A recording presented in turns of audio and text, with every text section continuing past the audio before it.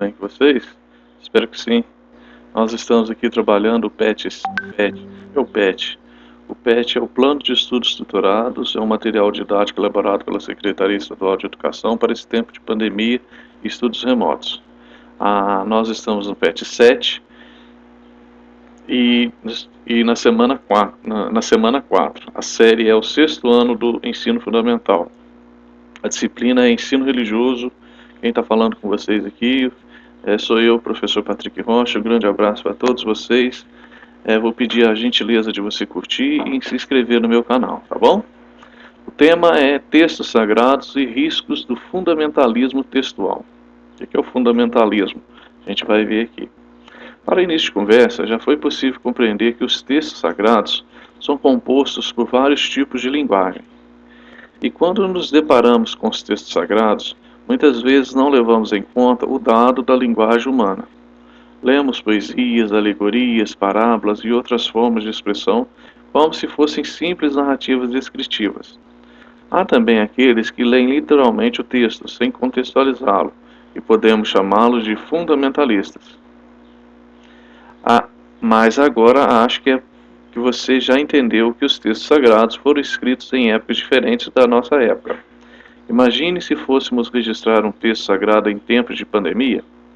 Como você acha que seriam as preces, a descrição do sofrimento, das perdas, da convivência familiar, das orientações sanitárias e tantas outras situações que estamos vivenciando?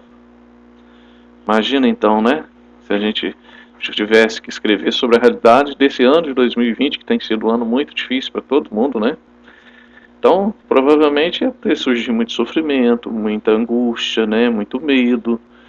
E assim, gente, retrata a época que aquelas pessoas viveram, né? Retrata aquele tempo, aquele período específico. Crônica, trechos, Paraíso, Rubem Alves. O mineiro Rubem Alves, teólogo cristão, que viveu de 1933 a 2014, escreveu uma crônica intitulada Paraíso, que trata do fundamentalismo religioso, a forma literal com que muitas pessoas leem os textos sagrados. Vejamos um trecho. Rubem Alves diz o seguinte: dizem os fundamentalistas. Você não sabe quem são eles. Vou explicar. Fundamentalistas são pessoas muito religiosas, se católicas, protestantes, muçulmanas e judias. Pouco importa, pois todos pensam do mesmo jeito.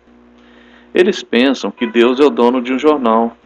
Não só dono, como também redator-chefe, repórter e linotipista. Nesse jornal, que se chama O Correio Divino, tudo sai diretamente da pena de Deus. Os editoriais, as reportagens, os artigos, os obituários, a devida autenticação dos carimbos do cartório dos anjos. Por essa razão, tudo que é ali publicado tem de ser acreditado tintim por tintim nos seus mínimos detalhes. Deus não espalha boatos falsos só para aumentar a venda. O Correio Divino publica só o que aconteceu de verdade, não importa quão fantástico possa parecer. Para Deus tudo é possível, como o portento de Josué, que fez parar o sol no meio do céu, e o profeta Jonas, engolido e vomitado por um peixe, depois de gozar de sua hospitalidade visceral por 3 dias.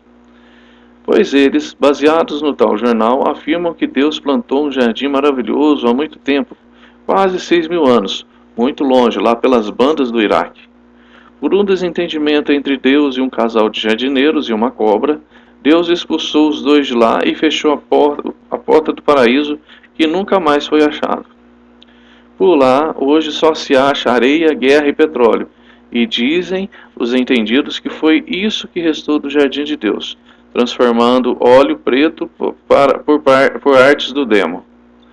Acho um desperdício. Se o que Deus queria era só plantar um paraízinho, por que gastar tempo e energia fazendo um mundo tão grande, tão bonito? O rio Amazonas, o Himalaia, o mar, as praias com coqueiros, os riachinhos nas montanhas, o Pantanal e o lago de Como.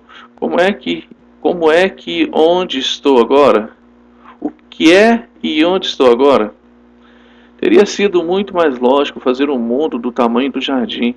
Seria mais fácil tomar conta, e assim tudo caberia num asteroide, como aquele que morava no Pequeno Príncipe.